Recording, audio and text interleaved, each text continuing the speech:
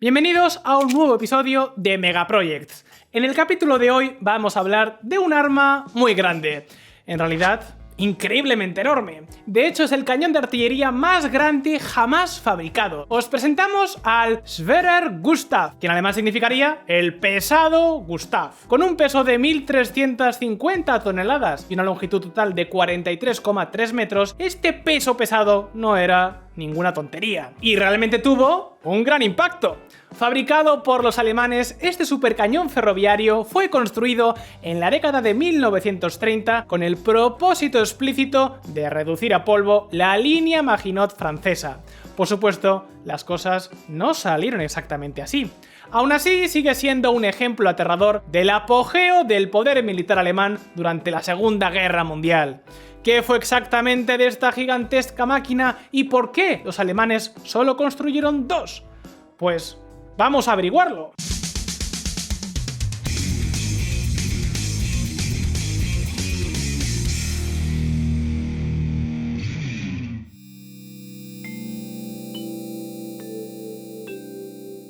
La línea Maginot francesa era una línea de fortificaciones de hormigón, obstáculos e instalaciones de armamento que abarcaba la friolera de más de 1500 kilómetros. Se decía que era infranqueable. Esta línea era invulnerable a los bombardeos aéreos y al fuego de tanques, y contaba con ferrocarriles subterráneos de apoyo. También disponía de las más modernas condiciones de vida para las tropas de guarnición, con aire acondicionado y comedores para su comodidad.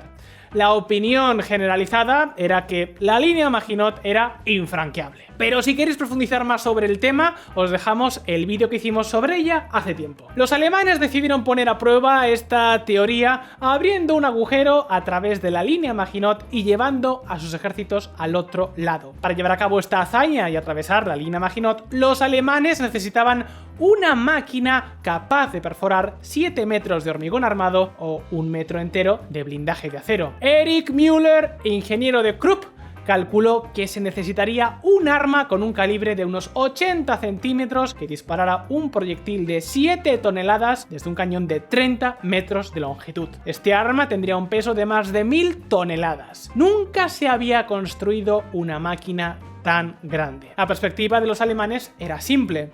No hay problema demasiado grande que un cañón aún más grande no pueda resolver. Y así nació el Schwerer Gustav. Hitler exigió la creación de esta máquina, ansioso por reducir la línea Maginot a polvo y comenzar su embestida. Para demostrar su contribución al esfuerzo bélico, el fabricante de armas Gustav Krupp se ofreció a construir gratuitamente este gigantesco arma. Y así, en 1934, Krupp comenzó a ensamblar el supercañón.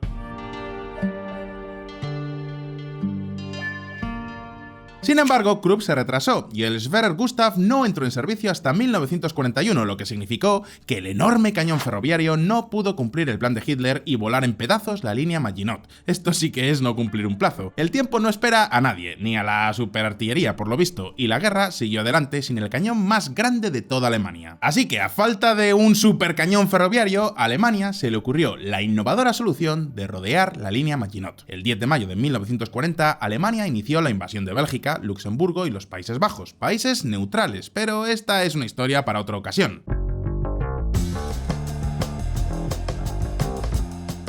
El Schwerer Gustav fue la mayor arma de ánima rayada de calibre jamás utilizada en combate y en términos de peso total, la pieza de artillería móvil más pesada jamás construida. Aunque el arma era sin duda una maravilla de la ingeniería, tampoco es que fuera del todo práctica. Para poder mover esta enorme máquina, se crearon vías especialmente construidas para que pudiera circular. Para transportarla a largas distancias, primero había que desmontarla y luego volverla a montar con grúas. Pero no solo eso, también se necesitaron otras vías ferroviarias para que las grúas pudieran desplazarse. Vamos, que esto podría ser un supercañón mortífero, pero un auténtico viacrucis para utilizarlo. Bromas aparte, sin embargo, esta enorme arma de artillería estaba resultando ser mucho más trabajosa de lo que valía para los alemanes. 250 hombres de la tripulación fueron necesarios para montar el arma, tardando hasta 3 días y medio para finalizar. Pero es que luego se necesitaron otros 2500 hombres para colocar las vías. Pero es que además, para proteger este arma de los ataques aéreos, debía ir acompañada en todo momento por varios batallones antiaéreos. Las enormes dimensiones del cañón ferroviario lo hacían fácilmente visible desde el cielo y, por tanto, fácilmente atacable por los bombarderos. Pero es que otro inconveniente de este cañón ferroviario era su limitado alcance de movimiento, porque el gigantesco cañón de 32,5 metros solo podía moverse hacia arriba o hacia abajo, en un ángulo de 48 grados. Además, para apuntar horizontalmente, este enorme cañón de artillería tenía que desplazarse por una vía curva. Todos estos pasos adicionales, la mano de obra y los recursos necesarios para hacer que esta máquina fuera operativa, realmente nos plantea una pregunta. ¿Valió la pena? Bueno, al menos una cosa hay que reconocer, tiene un aspecto impresionante y, como ya he dicho, puede ser muy potente. Solo el calibre del cañón era de 80 centímetros o 31 pulgadas, sin olvidar los proyectiles perforadores de blindaje que disparaba, que cada uno de los cuales pesaba la asombrosa cifra de 7 toneladas, lo que los convertía en los proyectiles más grandes y pesados de la época con diferencia. Estos enormes proyectiles podían dispararse a una distancia de 47 kilómetros. Sin embargo, después de disparar unos 300 proyectiles, había que cambiar el enorme cañón. Aunque 300 proyectiles puedan parecer muchos, con una cadencia de fuego de unos 14 disparos al día, este cañón tenía que ser sustituido aproximadamente cada 22 días. Y de nuevo, esto significaba un nuevo transporte desde la fábrica de Krupp en Alemania hasta el lugar donde quisiera que se encontrara el cañón. Debido a la tardía llegada de Gustav el Pesado a la guerra, fue enviado al frente oriental y utilizado en el sitio de Sebastopol como parte de la Operación Barbarroja. Se necesitaron 4.000 hombres para colocar el arma de artillería en posición. Durante el asedio, el enorme cañón de artillería disparó 300 proyectiles contra las líneas enemigas. Las fortalezas soviéticas y los depósitos de municiones fueron objetivos específicos. Tras el asedio de Sebastopol, el cañón fue transportado para ser utilizado en el ataque a Leningrado. Sin embargo, este ataque fue cancelado. El Schwerer Gustav permaneció inactivo durante el resto de la guerra.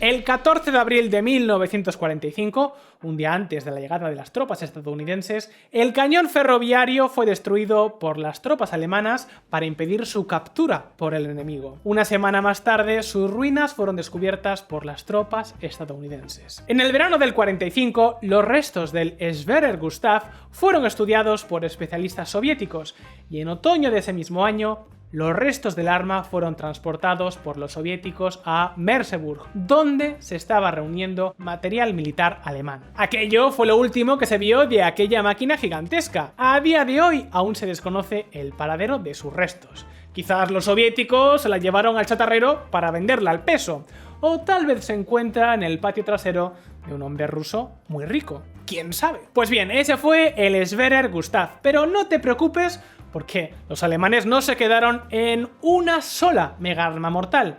No te pierdas el segundo superfusil, un cañón letal y un supertanque que, de haberse completado, habría pesado 1.500 toneladas.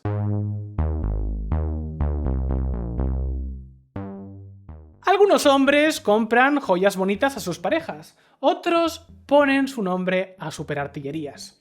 El ingeniero jefe de Krupp era uno de ellos. El segundo cañón de riel que fabricaron los alemanes se llamaba simplemente Dora, en honor a la esposa del ingeniero jefe. Dora participó brevemente en la batalla de Stalingrado, pero su reinado duró poco. Dora fue retirada cuando las tropas soviéticas amenazaron con rodear a las fuerzas alemanas. Cuando los alemanes se retiraron, se llevaron a Dora con ellos. Que Dora existiera o no sigue siendo un misterio para los historiadores. Algunas fuentes afirman que Dora era solo un apodo del Schwerer Gustav, mientras que otras afirman que existen registros financieros que demuestran que Dora fue construida y vendida por Krupp. La verdad del asunto pues no está muy clara. Nunca se encontraron pruebas físicas de Dora. Supuestamente, en marzo de 1945, Dora fue trasladada a Grafenwohl, donde un mes después fue volada en pedazos por los alemanes, probablemente también para evitar su captura. Los restos de Dora fueron descubiertos por tropas americanas pocos después del descubrimiento de las ruinas del Schwerer Gustav y fueron desguazados en la década de los 50. Y ese, amigos, fue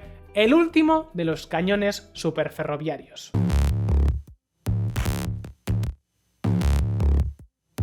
En noviembre del año 1943 se iniciaron los planes para construir un cañón especial para el Schneider Gustav, un cañón que podría haber tenido un efecto devastador en la guerra. Este cañón fue conocido como Langer Gustav. Este cañón tenía un calibre de 52 centímetros o 20,5 pulgadas y 43 metros o 141 pies de longitud.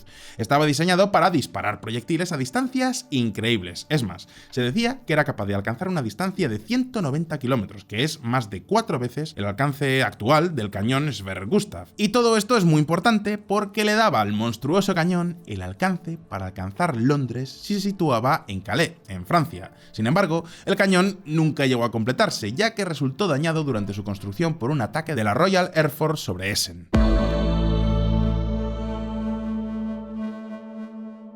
Otro proyecto que nunca llegó a estar operativo fue una máquina que parece salida directamente de Terminator, el Land Cruiser P-1500 Monster. En 1942 se propuso construir una máquina similar al Sverre Gustav, solo que esta vez iría montada sobre una plataforma autopropulsada que podría desplazarse sin vías férreas. Recibió el acertado apodo de Monster, que a todos los efectos significa que este monstruo no era más que un tanque, pero increíblemente grande.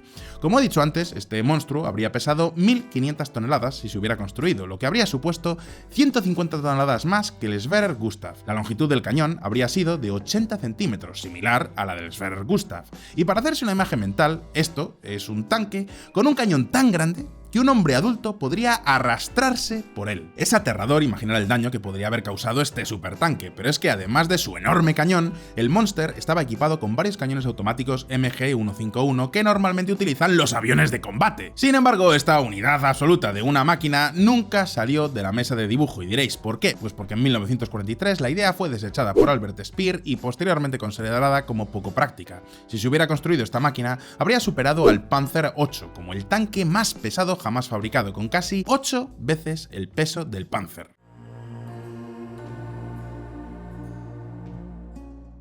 En general, los cañones ferroviarios eran bastante poco prácticos. Aunque parecían terroríficamente impresionantes, en realidad eran toscos y muy ineficaces. Los recursos y el tiempo necesarios para hacer operativas estas supermáquinas no merecían la pena, por no hablar de la enorme cantidad de hombres que se necesitaban para montar las vías, manejar el arma, protegerla y desmontarla de nuevo para los largos viajes. Si las cosas hubieran ido de otra manera, por ejemplo, si Krupp hubiera tenido el Sverre Gustav listo a tiempo para la invasión de Francia, o quizás si el Hangar Gustav nunca hubiera sido bombardeado por la Royal Air Force, entonces quizás la guerra se hubiera desarrollado de una forma muy diferente. Por ejemplo, quizás la línea Maginot podría haberse roto, o quizás Londres se podría haber enfrentado a bombardeos sin parangón desde la costa francesa. Lo cierto es que estos cañones ferroviarios, aunque se utilizaron con relativa eficacia, se quedaron notablemente cortos en su potencial militar. Ahora son más bien un espectáculo intimidatorio que los historiadores contemplan con asombro. Sea como fuere, los cañones Sverre Gustav y Dora se han consolidado en la historia como algunas de las máquinas militares más notables y asombrosas jamás fabricadas. Y todo esto pese al hecho de que para los alemanes fueron bastante decepcionantes. Pero llegados a este punto llegamos al final de este vídeo. Si os ha gustado, recordad que aquí en Megaprojects hacemos vídeos nuevos todas las semanas, así que suscribíos a este canal y dadle a la campanita para no perderos ninguna de nuestras actualizaciones. Si os ha gustado este vídeo, dadle a like y nos vemos en el próximo. Un saludo y hasta pronto.